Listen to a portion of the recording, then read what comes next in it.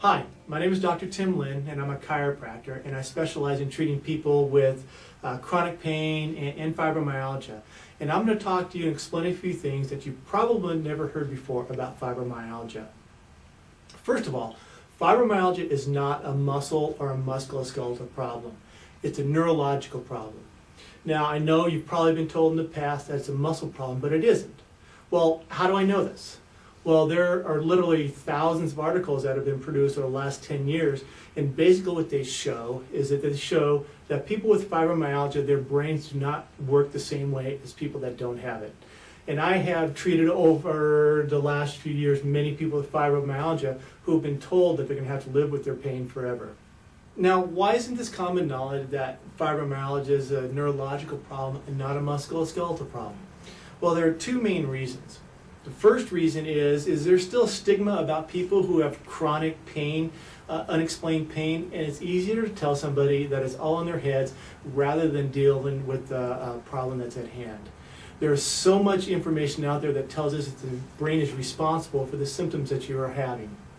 And the second reason is there's no medication for it. Now, I know a lot of people, a lot of you, maybe been given some medications, either pain medications or even antidepressants. But the fact of the matter is there's no medication that's going to address the cause of fibromyalgia.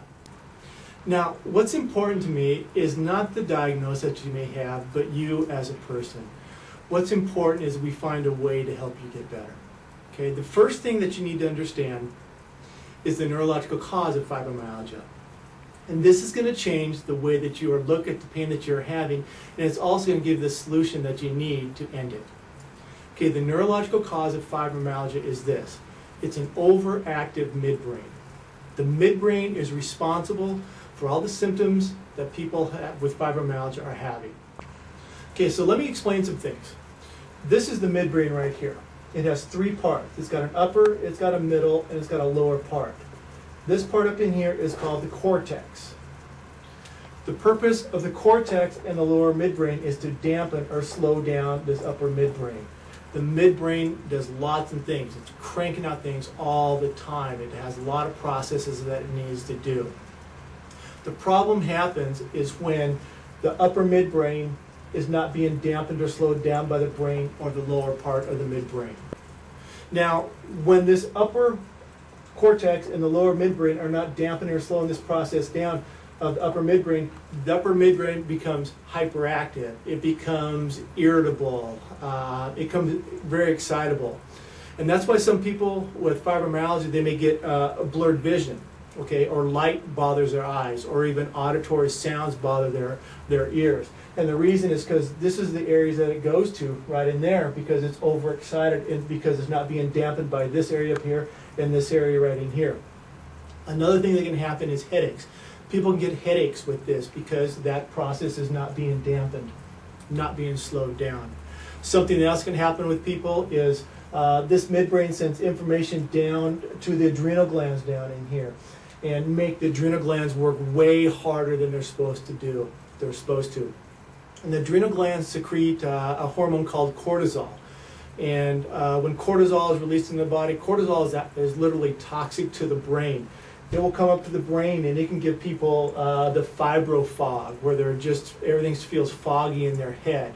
Or it can lead to memory loss, where their memory is not as good as it was.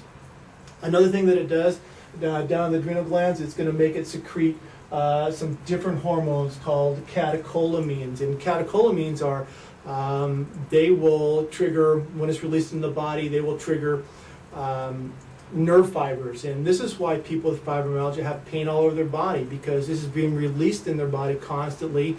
And one day maybe their knee hurts, or the next day it's their neck and shoulders, or their lower back. And this is what gives people pain all over their bodies, because this is being released in their body. Another thing can happen is this area right in here, it can send information down to the lower intestinal tract, down to the gut. And when that happens, people can have constipation or diarrhea, or a combination of both, maybe a few days of constipation and then diarrhea. There's just no pattern with it at all. And another thing that can happen is this area, it houses some different things with our sleep pattern, and this is when this, once again, is not being dampened by this part here and this part here, it's not being slowed down, people can have trouble falling asleep, or they're going to sleep, they're waking up, their whole system is all messed up that way.